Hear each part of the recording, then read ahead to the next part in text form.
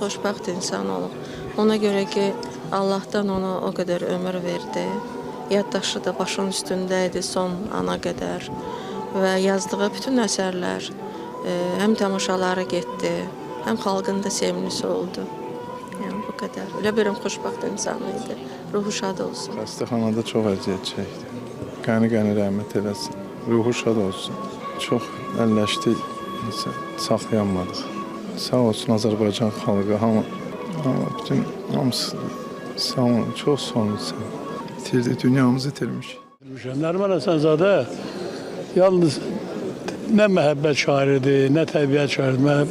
Nərman Həsənzadə eyni zamanda tarix şairidir. Və mən istəyərdim ki, bizim dərsliklər bir balaca qaydaya salsınlar özlərini. Bu, heç kəsin tanımadığı adamları oradan çıxartsınlar. Nərman Həsənzadə kimi böyük şairləri xalqa tanıtsınlar.